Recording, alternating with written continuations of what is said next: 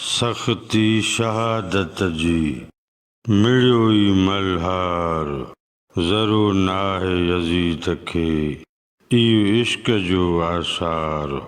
कुसण जो करार असुल इमामन सी, सख़्ती शहादत जी मल्हार मिलियो ई, ज़रूर नाहे यज़ीद खे आसार उहो ई।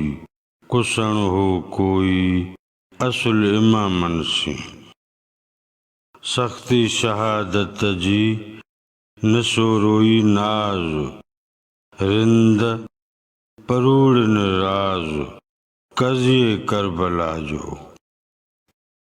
मिलियो ई मन सभ, मल्हार मन झुड़ फुड़, आसार मन ओहञाण या निशानी, करार मन वाइदो, नाज़ मन फ़ख़ुर, रिंद सालिक या गहरियूं ॻाल्हियूं सम्झी वेंदड़ या सम्झाईंदड़, कज़ियो मन वाक़ियो या मामिलो।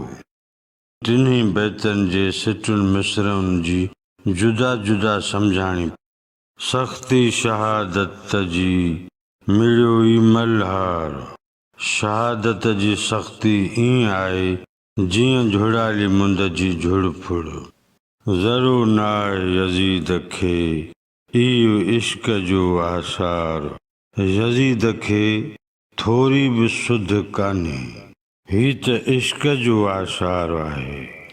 कुसण जो करार असुल इमामन सी, सिर ॾियण जो वाइदो इमामन जो कयल आहे। सख़्ती शहादत जी मल्हार मिलियो ई, शहादत जी सख़्ती ईअं आहे जीअं झुड़ाली मल्हारी मुंद जे झुड़ फुड़ जो माहौल हुजे। ज़रूर नाहे यज़ीद खे आसार उहो ई, यज़ीद खे अहिड़ो को बि जज़्बो या अहसासु नाहे जहिड़ो शहादत जी सख़्ती सहण वारनि वटि आहे। कुसण हो कोई असुल इमामन सी, सिर ॾियण जो वाइदो इमामन जो कयल हो। सख़्ती शहादत जी नसोरोई नाज़, शहादत जी सख़्ती ईअं आहे सराहीअ जो अमल हुजे।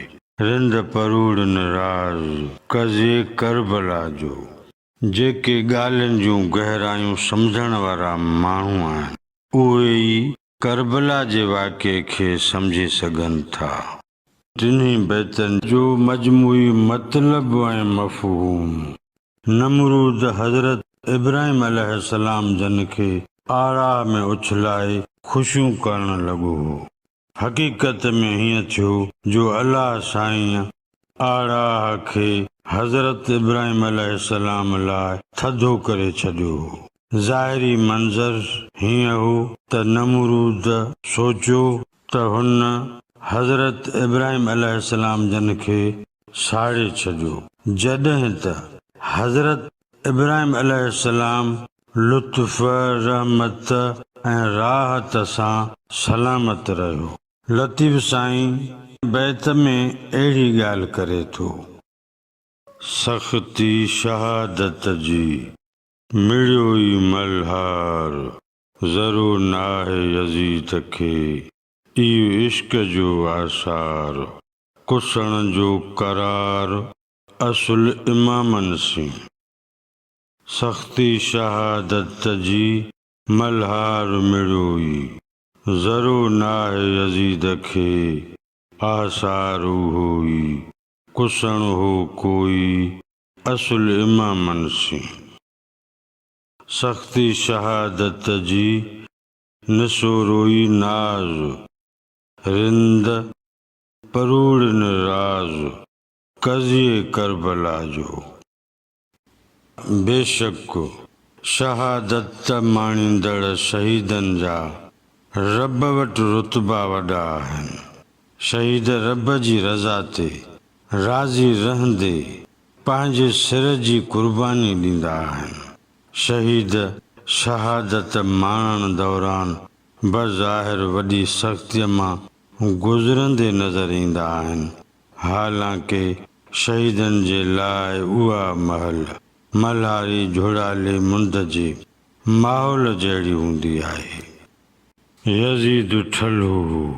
ठल्हे खे कहिड़ी ख़बर त नींहुं कीअं निभाइबो आहे। इमामनि त इश्क जा आदाब अदा करे सिर सदके थे कया। सिर साह सदके करण जा आला अज़ीम अज़्म इमामनि जा थियल हुआ। हीअ जेका बज़ाहिर सख़्ती आहे इहा सरासर सरहाई आहे। अहिड़नि वाक़िअनि मामलनि खे गहरा कोना माण्हू सफ़ा सालिम सालिक ई सम्झी सघनि था।